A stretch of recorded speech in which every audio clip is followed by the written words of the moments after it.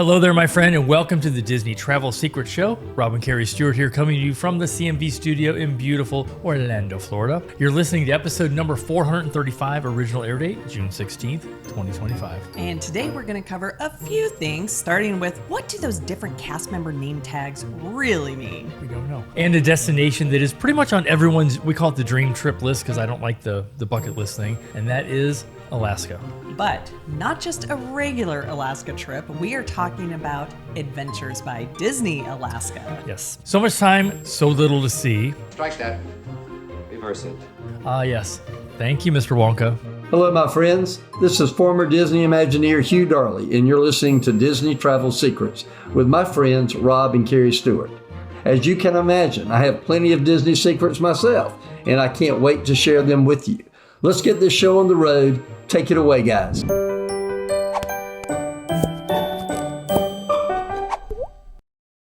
As we have mentioned, probably on every show since last year when we built the studio here, we would love to have you subscribe to our YouTube channel, and that is Disney Travel Secrets. But what we failed to mention is that our channel is where we have all of our travel videos going back to our TV days when we hosted and produced All Aboard TV.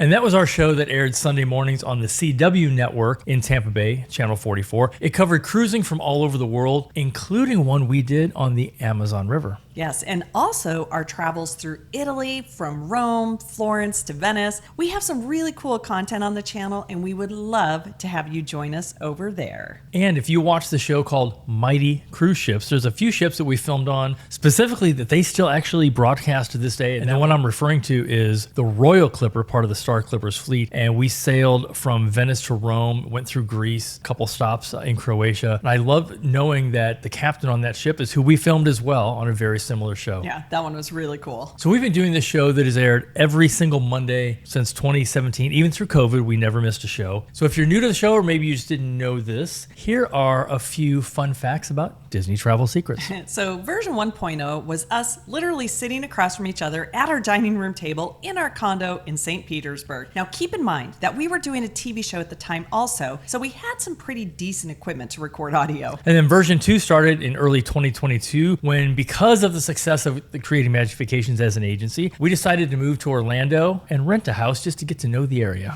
So now we are in version 3.0 where we have a full studio above our 3-car garage in our home in Windermere, Florida, and we have some really fun upgrades coming this summer to the studio. Yes, we do. So last week we had a great pro tip here to share about Splitsville in downtown Disney. Yes, that is Anaheim. And we really wish they would bring this to Disney Springs, please. If you're listening, Mr. Springs or Dr. Springs, please.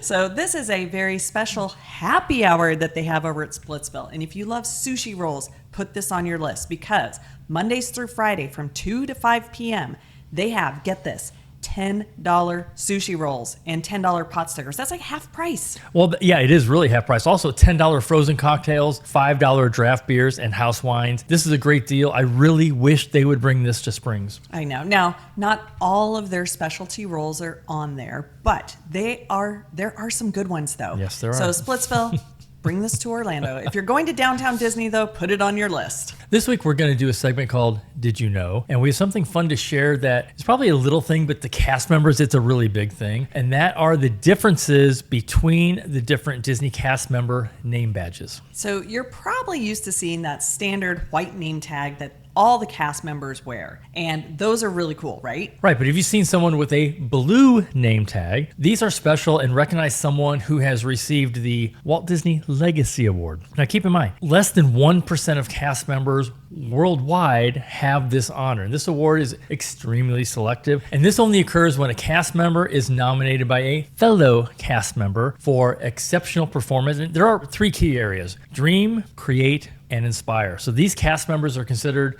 the creme de la creme, see it with my French accent, the cream of the crop, and represent really the highest honor that a Disney cast member can receive. They're super special. Now, next up is the earning my ears ribbon that you will see some cast members wearing. This is pretty much somebody is being trained. So you know that they're in training. I actually think it's kind of cute.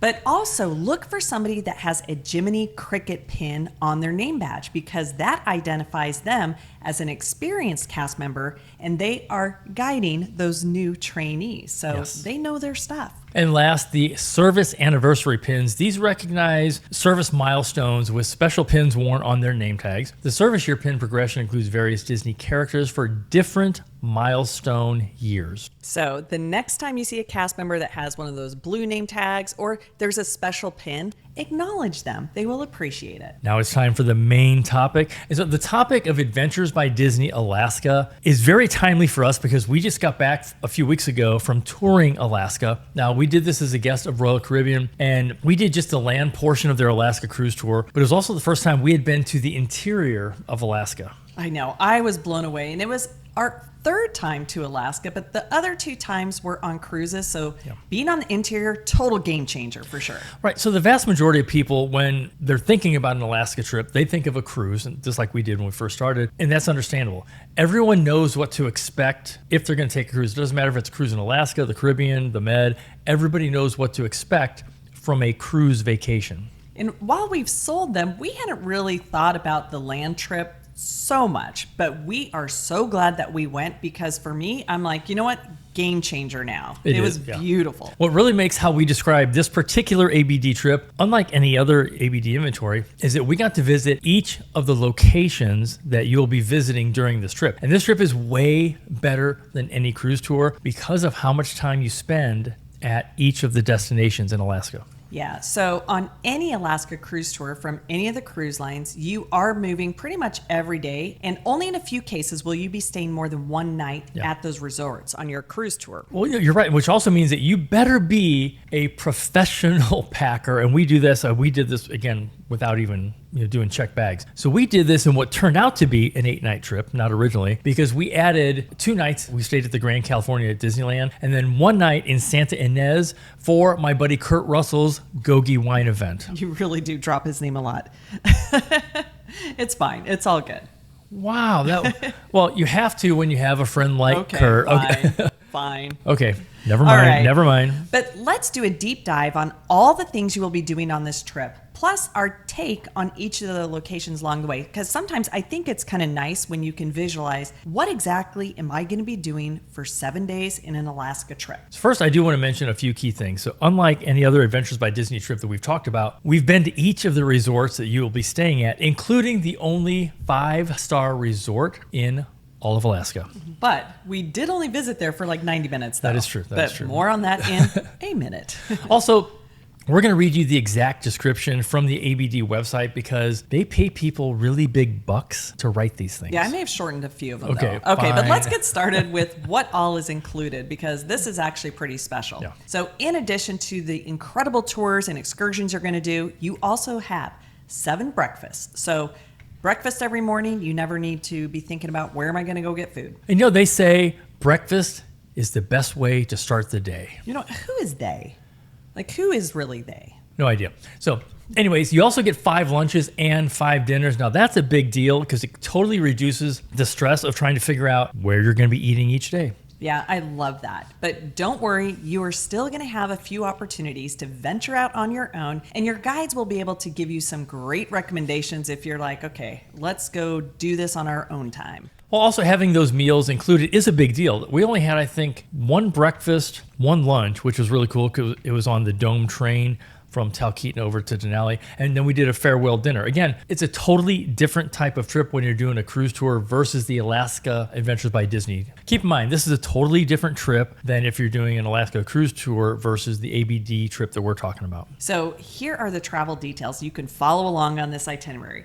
You're going to arrive at the Anchorage International Airport. You will stay 1 night there at the Anchorage Marriott, which is downtown. And that's exactly where we stayed. We did. We stayed there and we had to kind of go out on our own. And we really liked the brewery called Glacier Brew House. It's great for a snack because that night you have a welcome reception and dinner at another brewing company, which is called 49th State Brewing Company. I don't know where they came up with that name. Well, apparently they must really like all these breweries up there. Oh, no, there are a lot of them up there. Alaska and Anchorage. Now, on the welcome night, ABD will be kicking off your adventure with a true Alaskan feast featuring fresh seafood and tenderloin tips of all things. Plus, you can try some award-winning beers because they will be at a brew house. Yes, they will. So the next day, which is considered day 2, after your breakfast at the hotel, you're going to head to the Alaska Native Heritage Center. So we went there on this last trip, and it was a very interesting exhibit, and you're going to learn all about the traditions of Alaska's indigenous populations. You're going to see their art, how they kept themselves entertained in different games, and also you're going to hear some really, really cool stories. And one of the things that I did like about our little stop here is you get to see where all the different tribes come from and their contributions that they make to Alaska. So I think doing this at the beginning of your Alaska adventure really will give you a nice appreciation for the different regions that you're going to be visiting. I'll tell you something I really appreciated was the pricing at the snack bar. Okay, that's a good pro tip. The snack bar there was really cheap. I would say if you're going to get back on the coach, you want to load up. They had like $1.50 sodas, and the chips were like $1. I'm like, I will take these. And that's a good idea because that afternoon, it's going to be all active and adventure. We're talking biking, kayaking, and then an outdoor barbecue lunch at a lake. And I think it's called Talkeetna Lake. I think. How did I do? Okay, this is one of the places we didn't go, but it looks like it's Talkeetna. That's what my guess was. You guys can have some fun fact checking us on this one. There's also a good chance you're going to see wildlife like bald eagles, ravens, and moose, or if you see more than one moose, meese. After lunch, you're going to board a motor coach and you're going to head to the amazing little village of Talkeetna. Now here, you're going to stay at Talkeetna Alaskan Lodge. And this was our favorite resort on the trip that we did. It was, yeah. Because you have the best opportunity to see Denali. And we got super lucky because it was clear and we were able to see it right from the back of the hotel. I loved this property. No, it was great. So the first time we were there, first night before we checked into the hotel and we went out in front of the lodge, you could see most of Denali. But here's the funny thing is, unless you really knew where it was, and they had a little map, and we still were like, is that Denali? No, that was this one. But then the next day, it was completely clear. Denali, I will tell you, it will take your breath away. And that night on the ABD tour, you're going to enjoy dinner at the lodge, but they also have something for junior adventurers. They have their own private event until the midnight sun. And yes, at this time of year, during the summer, it stays light out. It was funny. I took a picture of a sign at the Alaska Native Heritage Center. Sunset 11:56, sunrise 3:10. It's like, but if you do this a little more, we were in May, do this into kind of June or July, the sun doesn't set. Sun is not going to set. But I will tell you, every place we went had incredible blackout curtains. They did. That is a must. Yeah. Okay, now day 3, you're going to do a brief visit to Talkeetna, and this is a super cute small town right on the river where 3 rivers all come together. We saw them. And it was spectacular. And then you have the views of Denali from there. But after that little visit, then you're going to jump on the Alaska Railroad Dome train to Denali National Park.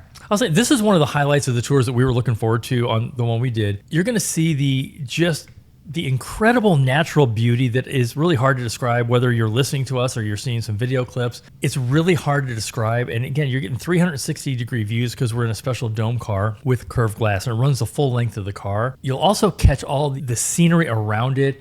And the bridges that we went over. We went over some really cool bridges, and then you're like, wait, is that a little hut? Does someone live there? Yeah. But also on board this train, and again, it's going to be the same train, we enjoyed a really, really tasty lunch. I got the chili. She got the French dip. Yeah, it was one of our best meals. It was so good. But then you're going to arrive in Denali National Park, and you're going to head straight to the Visitor Center where you can learn all about this national park, the history. You can explore the outdoor exhibits. But for you junior rangers, you can get sworn in as park rangers there and get your little stamp. They do not give you a uniform, to be clear. They do not. Now, for this night, you're going to stay at the beautiful Grand Denali Lodge. And we didn't stay there, but we got to see it. And we're asking our guide, I'm like, why aren't we staying at that one? So even though you are moving hotels often, the guides make it super easy. You just leave your luggage out each day, and it magically appears in your room. Yeah, it was super, super easy. So don't stress about, all of these different hotels that you're going to be staying at. Now, the next day, it's a highlight because this is the scenic rafting experience in Denali National Park. I'm looking forward to doing that next year, yeah. And